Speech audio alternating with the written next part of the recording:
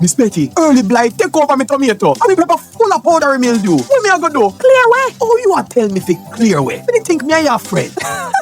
No, Mas Kelso. May I tell you for use Clearway from Newport-Fersan, Jamaica. It is a contact and systemic fungicide with protective and curative actions against a wide range of fungal diseases such as anthracnose and early blight in tomato, purple blotch in onion, late blight in potato, leaf spot in peanut, powdery mildew in pepper, and much more.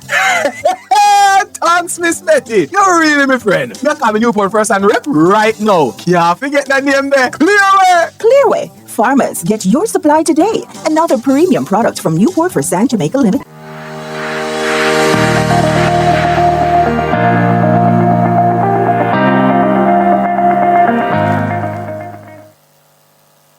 All right, so it's now time for Fersan in the Field, real issues, real solutions. And what a pleasure it is for us to welcome back Melvin Henry, who is Technical Manager, Newport-Fersan, Jamaica Limited. And this morning, Melvin is touching on you. We need to sit up and pay a lot of attention to, and this is the issue of acidic soils and how it is that these can impact production and productivity.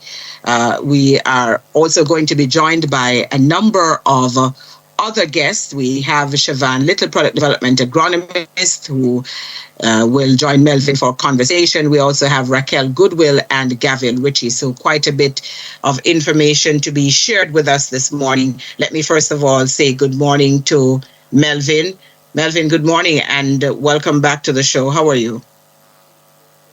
Great this morning. Another day, of course, full of opportunities.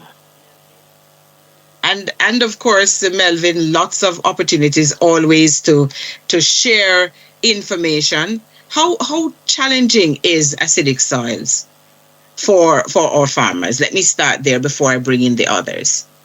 Okay.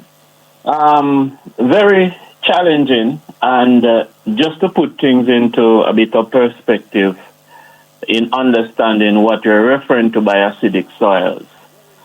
So in understanding what is meant by acidic soil, we must first revisit, if I may, what is referred to as a pH scale, which really is a measure of the concentration, how much hydrogen ions are present within a solution.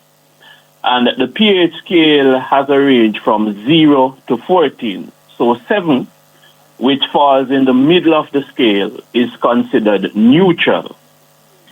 Hence, by definition, any substance that measures falls on the pH scale, once you do that measurement, that measures below 7, is considered to be acidic. And from time to time, if you interface with our farmers, you will hear them referring to their suspicion that a particular segment of their farm is sour. That's another common term used to refer to areas that are acidic.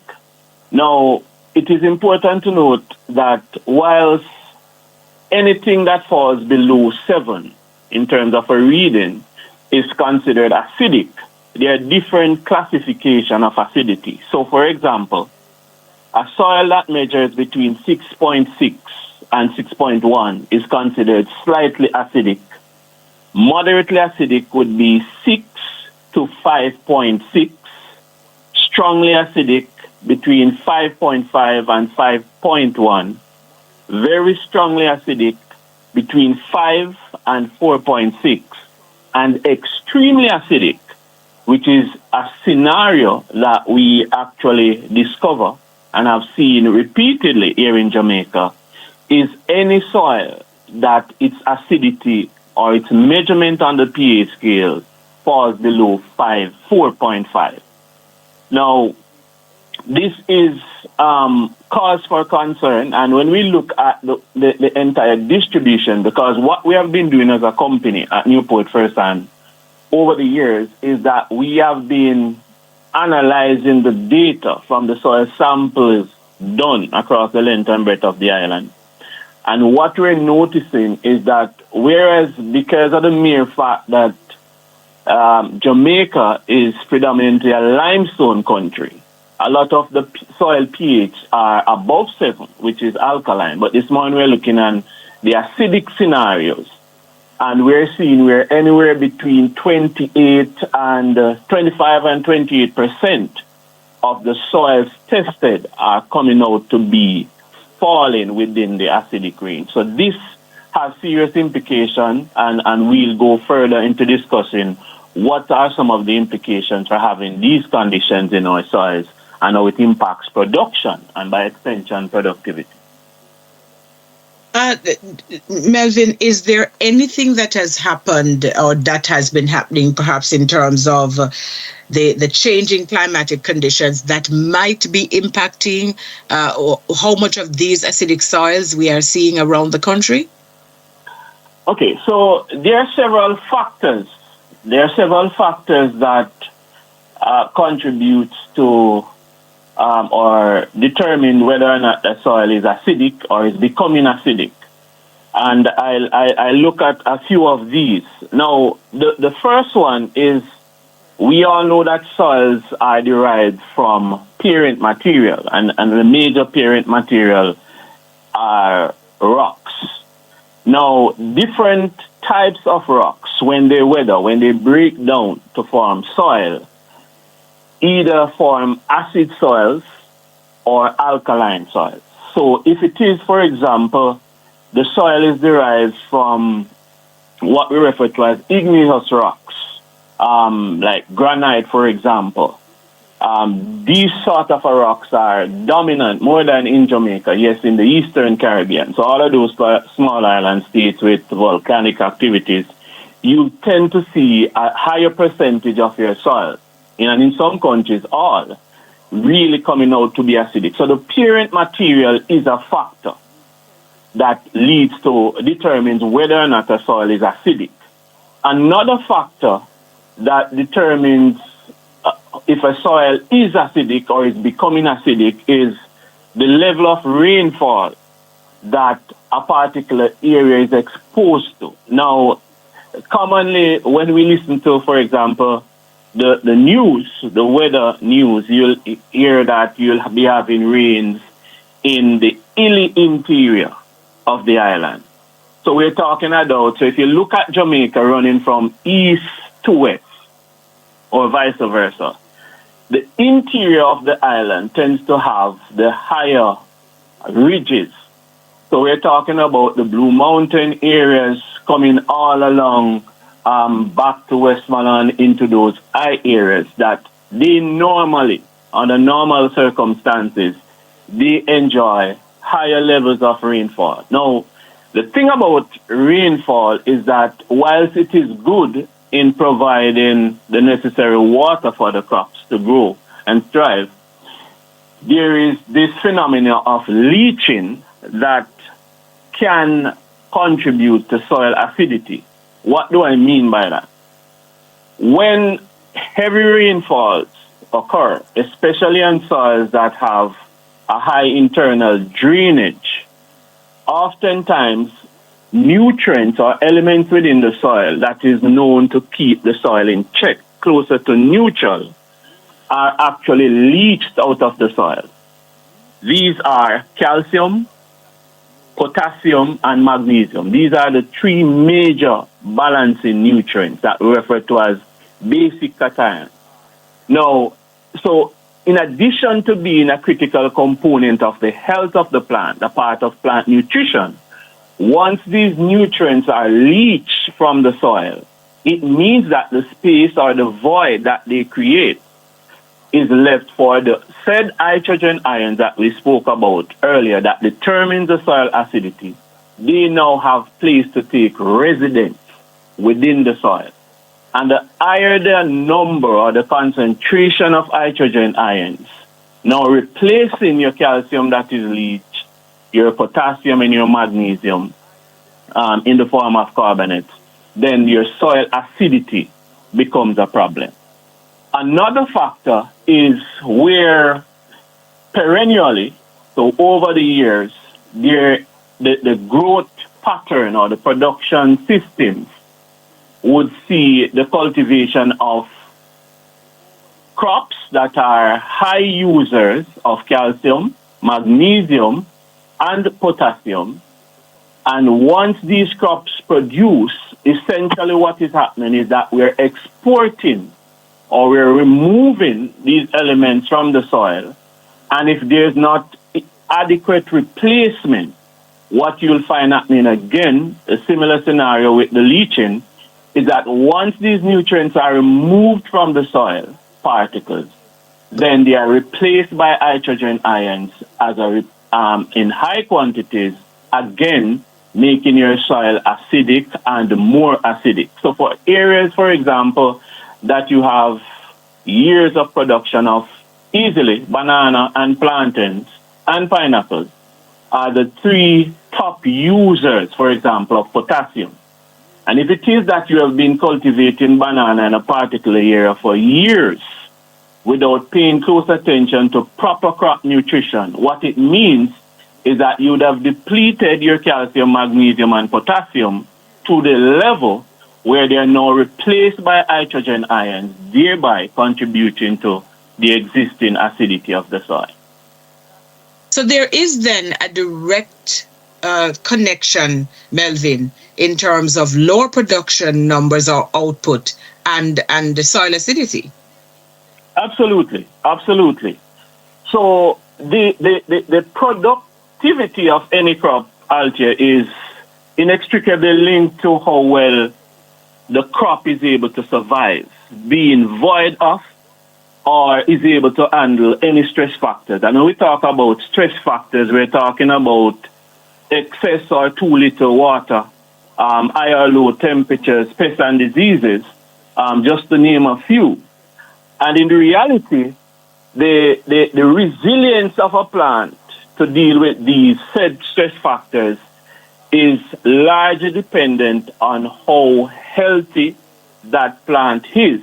And this plant health, the foundation of plant health is actually crop nutrition. So when we talk about crop nutrition, there are pretty much three terms that we need to be familiar with. And once we're familiar with those, we are in a position to see whether or not our crops are healthy or not. The first one that I look on, which is the best, is what we refer to as sufficiency. And what am I referring to? Sufficiency means that whenever you do a test on the tissue of the plant itself, all the nutrients that are required to consider that plant healthy is actually in existence in the ideal quantity. No more, no less. The range of the nutrient is there, is sufficient to ensure that the plants thrive and produce as best as it should. Now, to the left and to the right of that situation, we have two conditions that we not want to see. And this is where soil acidity has been impacting the overall health of our plants. So to the left, we have what is referred to as deficiencies, where the nutrients, when you do an analysis or a test of the tissues of the plant, let's say, for example, nitrogen, the concentration of nitrogen should be within the plant between 10 and 15. When you do a test and you're finding out that the reading or the concentration of nitrogen in the tissue is 7, which is below 10, which is the ideal, the lower ideal, then you have a situation that is referred to as a deficiency. So you're having too little of a particular nutrient. So how is it All right, Melvin, when you come back, you're going to have to tell us that how. And then, of course, we're going to bring in the rest of our guests to share their experiences with us as well. So hold on, please. Introducing the Keyplex line of products distributed by Newport-Fersan Jamaica Limited. Keyplex Jumpstart to get your plants off to the right start. KP120 to promote root growth and plant development. 350 DP, chock full of micronutrients to maintain your crops. KP625 with micronutrients for your citrus trees, other fruit trees, nut trees, and corn.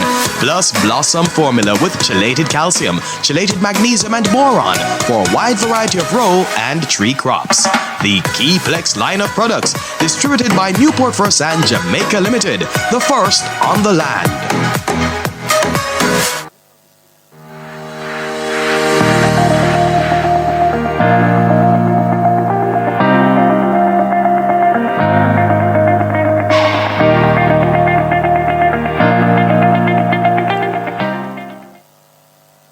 right, so we're inside the feature First and in the field, real issues, real solutions. We have with us Melvin Henry, Technical Manager, and joining us now as well, Chavan Lyttle, Product Development Agronomist. Good morning, Chavan. How are you? Welcome back to the show.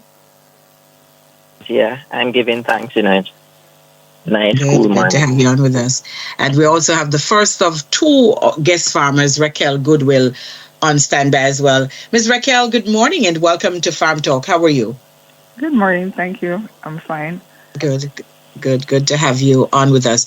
All right, so Melvin, quickly tell us now, complete your thoughts, and then we will move to Raquel. Okay. So acid soils impact deficiencies. So nutrients are classified into two broad groups.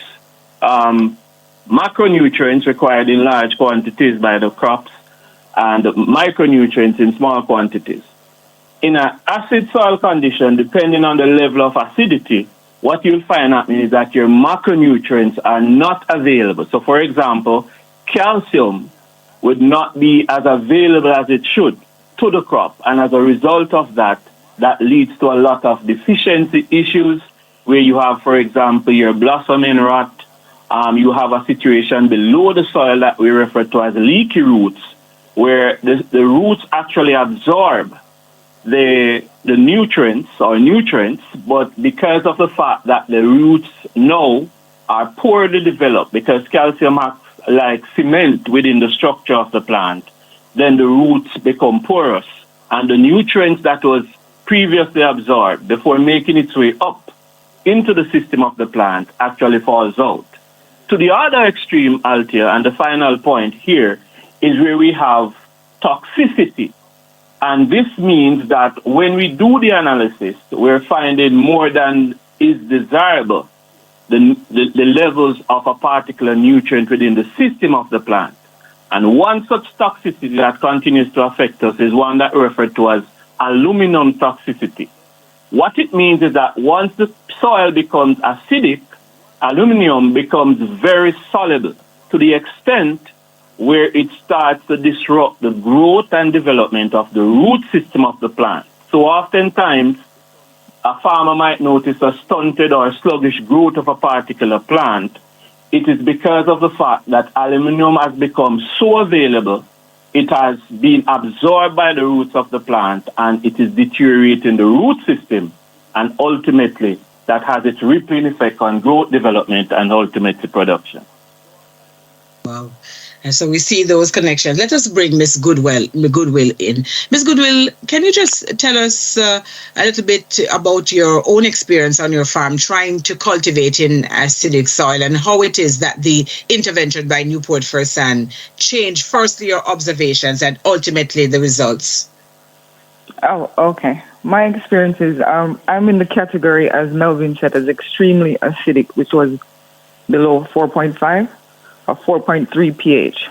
So you can tell that that was a very difficult soil to cultivate in. The problem that we had was that on cultivating Scotch bonnet peppers, the first thing that we started to notice was that the young peppers were falling off the tree, so they didn't reach maturity. So we couldn't get enough to supply our market. The other thing was the chlorosis of the leaves, where the leaves were yellowing and then the veins, you could see the green veins standing out. So we could tell by looking at these that we had a calcium issue. So we had to call in Fersan, and so they suggested that we use calcifersan, which we had 2 plots, which were 3.5 acres each. But the productivity was so low that, it wasn't making sense to produce. And what we had to do also was to do a test plot, and that test plot was 3.25 acres.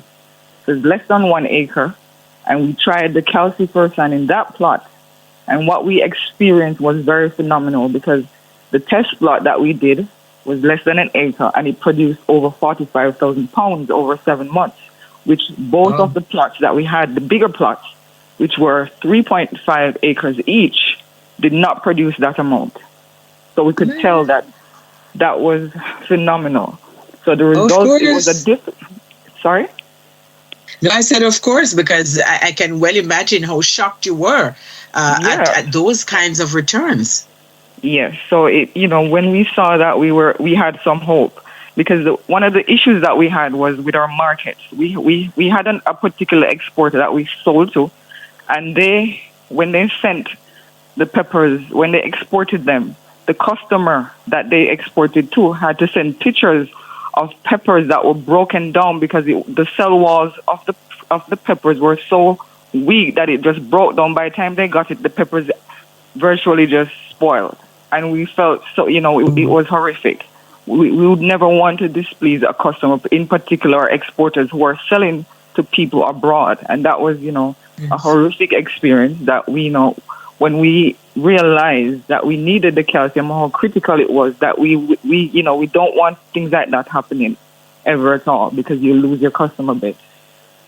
So it was. And I'm very happy then that you're able to take those kinds of corrective measures, so you can, I would imagine now that you are engaging in a way that to make sure that you're doing the requisite testing and that you are using the products as prescribed by Newport-Fersan. I'm very happy that you have had that turnaround. I have to leave it there because I have a time challenge, but thank you so very much for sharing your thoughts with us. You're very welcome. Thank you. All right, take care. And we're going to see now if we can have conversation with Gaville Richie, certainly no stranger to the program. Gaville, good morning. How are you?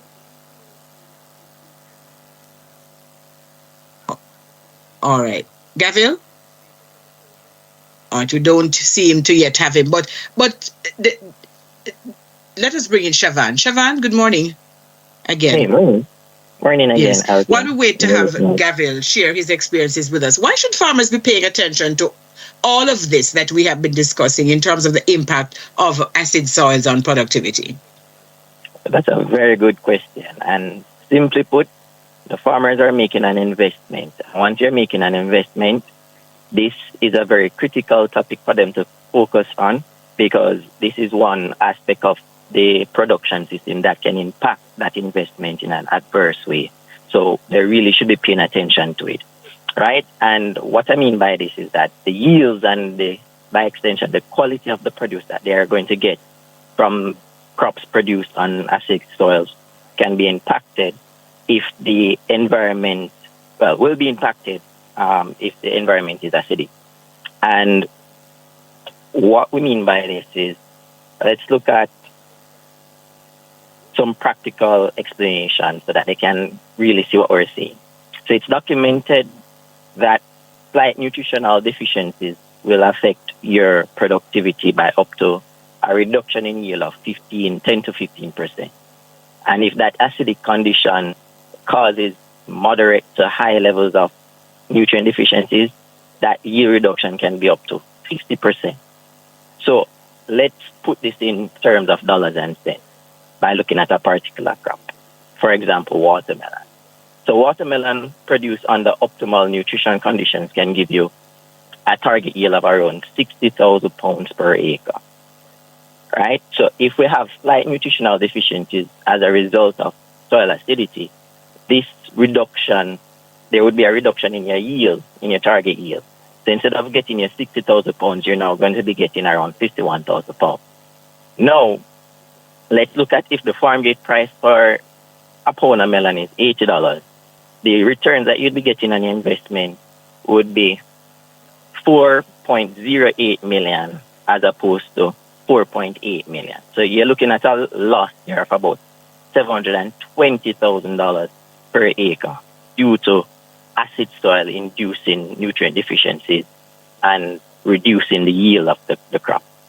So that's on a slight acidic condition. If we were to look at the extreme end, where you have moderate to high acid condition, then you're looking at a reduction of 50%.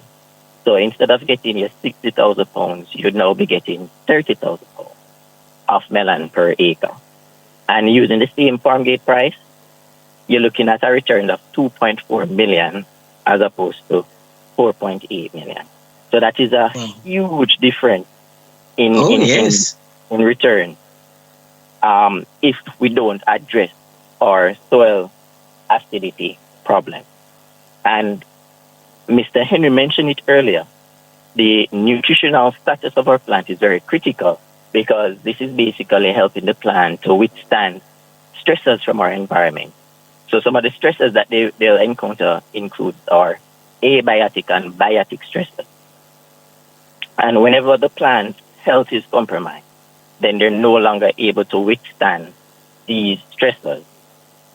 And very critical too, like our biotic stressors, which would be like your pest and disease, you can think about it like our own body. So if our immune system is compromised, we're much more likely to get sick from any little infection. So the nutrition of our plant. And sometimes we can't even ward those off. All right, Chavan, I'm on the break, so I have to clear that. I'm going to spend a few more minutes with you all when we come back. I still need to hear from Gaville, Richie, and then I will bring Melvin back in as well for some final comments. Farmers, you can now prevent and cure fungal diseases with Eradicate Systemic Fungicide from Newport-Fersan, Jamaica Limited. Eradicate is effective against rust in coffee, citrus, sugarcane and peanut, black and yellow secatoka, early blight, mildews, purple blotch in onions, and other fungal diseases. Get your Eradicate at your nearest farm store or at the Newport-Fersan office, 2A2B Worry Wharf Complex. Stay in control with Eradicate.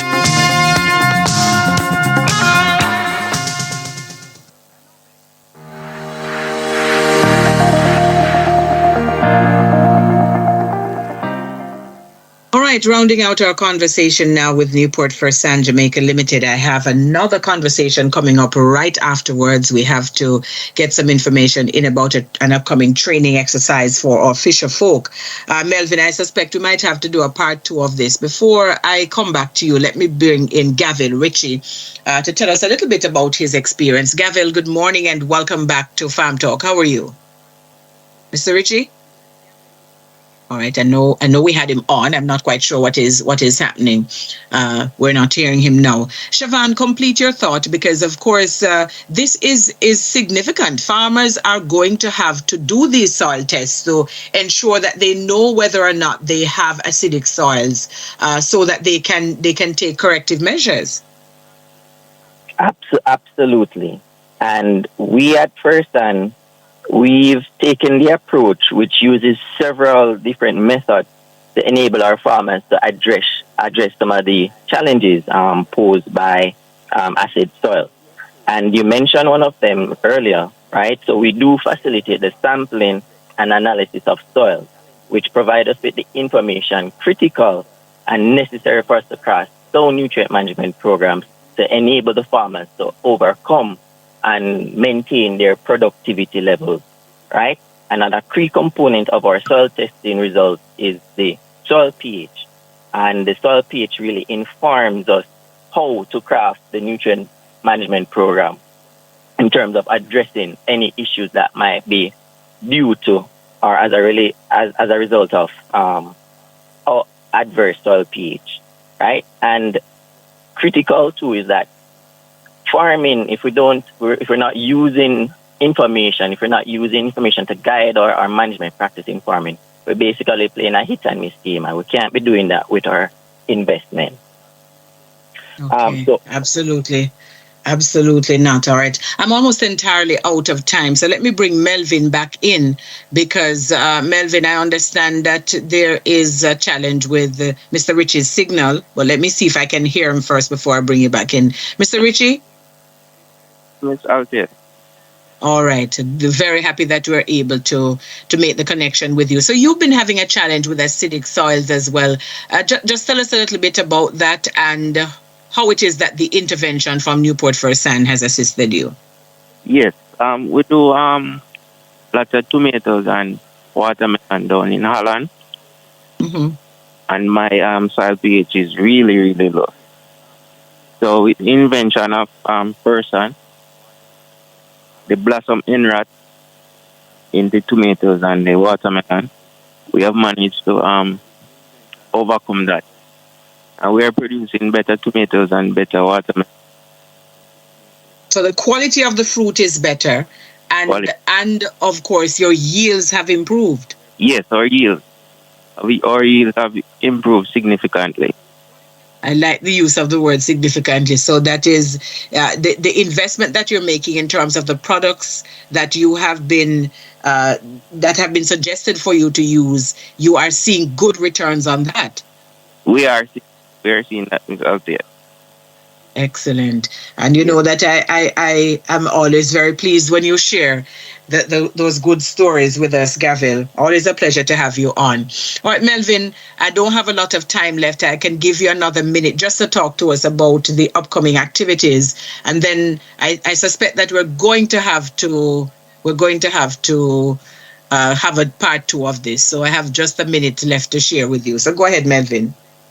Okay, so in terms of the upcoming activities, one of the things that we have been doing, will be doing to address soil pH, is that we have landed some technological devices that enables us to, within the hour, within 30 minutes, assess soil pH and make the necessary recommendations for fixing.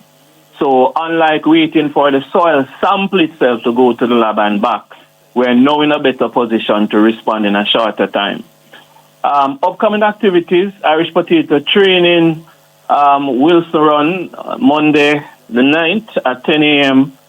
Again in Trelawney, the Litchfield Adventist Church on the 10th, 10 a.m. Onion training is at the Newell High School in St. Elizabeth, and that will be held today, starting at 6 p.m.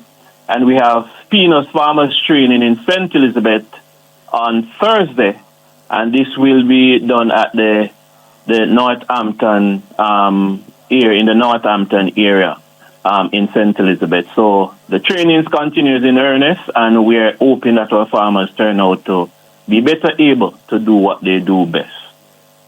All right. Thank you so very much, Melvin. As I said, I think we need a part 2. We'll arrange that. It is very, very good information. All right. Thank you so very much. Thanks for having us, Auntie.